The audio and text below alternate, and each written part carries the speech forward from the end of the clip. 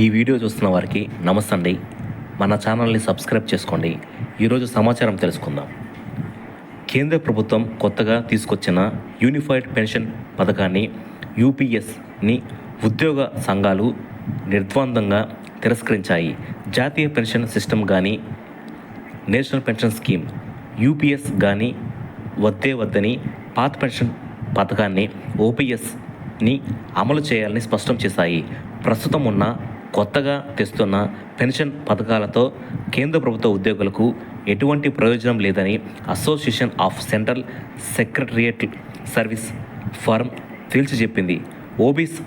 OPS అయితేనే ఉభయ పక్షాల ప్రయోజనాలను కాపాడుతుందని స్పష్టం చేసింది.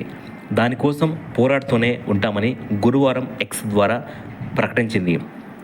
సిఎస్ఎస్ ఒకే డిమాండ్ ఓపీఎస్, దానికోసం చివరి వరకు పోరాడతాం. అది మాకు గౌరవంగా ఇచ్చేది కాదు, మా హక్కు అది అని పేర్కొంది. ఇప్పుడు మరో సమాచారం తెలుసుకుందాం. పదవీ విరమణ చేసే ఉద్యోగుల కోసం పెన్షన్ దరఖాస్తును కేంద్ర ప్రభుత్వం సరళించింది. కొత్తగా ఫామ్ 6A తీసుకొచ్చింది. దీనిని శుక్రవారం విడుదల చేయనుంది. ఈ దరఖాస్తు ఫారం భవిష్య ఈహెచ్ఆర్ఎంఎస్లో కేంద్ర ప్రభుత్వ ఉద్యోగులందరికీ అందుబాటులోకి ఉంటుంది. ఈ ఏడాది డిసెంబర్ నుంచి పదవీ విరమణ చేసే ఉద్యోగులు కొత్త ఫారంలో దరఖాస్తు చేసుకోవాల్సి ఉంటుంది.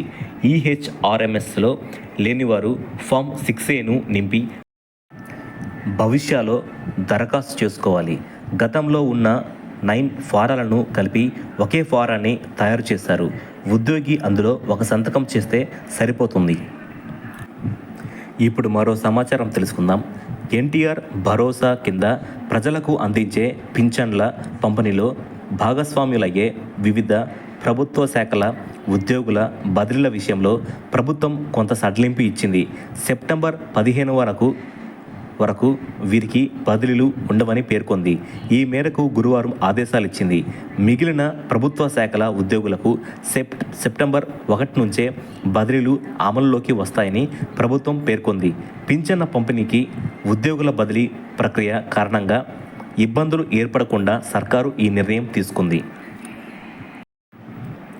రాష్ట్రంలోని అన్ని జిల్లా న్యాయసేవా సంస్థలకు 3 సభ్యుల చొప్పున నామినేట్ చేస్తూ ప్రభుత్వం గురువారం ఉత్తర్వులిచ్చింది. హైకోర్టు ప్రధాన న్యాయమూర్తితో సంప్రదించి ఈ నియామకాలు చేపట్టినట్టు న్యాయశాఖ కార్యదర్శి వి సునీత గారు పేర్కొన్నారు. సోషల్ వర్కర్ విభాగం నుంచి ఒకరు, న్యాయరంగం నుంచి ఒకరు, న్యాయసేవ పథకాల అమల్లో ఆసక్తి ఉన్నవారి నుంచి ఒకరిని చొప్పున మొత్తం 3 నియమించారు. 2 ఏళ్ల కాలానికి వీరిని నియమిస్తున్నట్లు పేర్కొన్నారు. ఇప్పుడు మరో సమాచారం తెలుసుకుందాం. గ్రామ వార్డు సచివాలయ ఉద్యోగుల ద్వారా సెప్టెంబర్ నెలకు సంబంధించి పింఛను పంపిణీ మార్గదర్శకాలు విడుదల అయినాయి. పింఛన్ల పంపిణీ పూర్తయ్యే వరకు బదిలీ అయిన సిబ్బందిని రిలీవ్ చేయొద్దు అని ఇప్పటికే ఆదేశాలు జారీ చేసిన ప్రభుత్వం. అయితే సెప్టెంబర్ 1వ తేదీన ఆదివారం కావడంతో ఈ నెల 31వ తేదీన మరియు సెప్టెంబర్ 2వ తేదీన పింఛన్లు పంపిణీ చేయాలని ప్రభుత్వం తాజాగా ఆదేశాలు జారీ చేసింది. అయితే ఈ నెల 29, 30వ తేదీలలో సచివాలయ సిబ్బంది బదిలీలకు సంబంధించి కౌన్సిలింగ్ షెడ్యూల్ ఉందని ఇప్పటికే ప్రకటించింది. అయితే పింఛన్ల పంపిణీ తేదీల్లో మార్పు వచ్చిన నేపథ్యంలో బదిలీల కౌన్సిలింగ్ తేదీల్లో మార్పు వచ్చే అవకాశం కనిపిస్తుంది.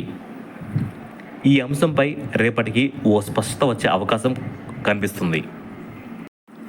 ఇప్పుడు మరో సమాచారం తెలుసుకుందాం. రిటైర్ కాబోయే వారు తమకు వచ్చే కమ్యూటేషన్ గ్రాట్యుటీలు తెలుసుకోవాలనే ఉత్సుకతతో ఉంటారు. ఇప్పుడు అది తెలుసుకుందాం.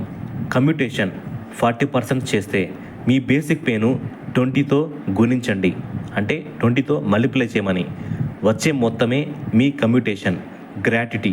మీ బేసిక్ పే ప్లస్ డిఏను 2తో భాగించి, అంటే సగం చేసి మీ సర్వీసు పూర్తి చేసిన సంవత్సరాలతో హెచ్చించండి.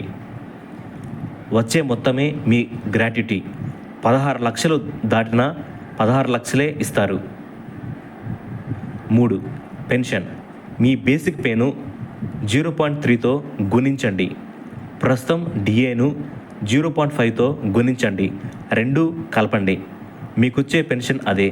ఇవి అంచనాకు మాత్రమే. సర్వీసు తక్కువగా ఉన్న వాళ్లకు లెక్క మారొచ్చు. ఖచ్చితంగా కావాలంటే నిబంధనలను అనుసరించి లెక్కించాలి.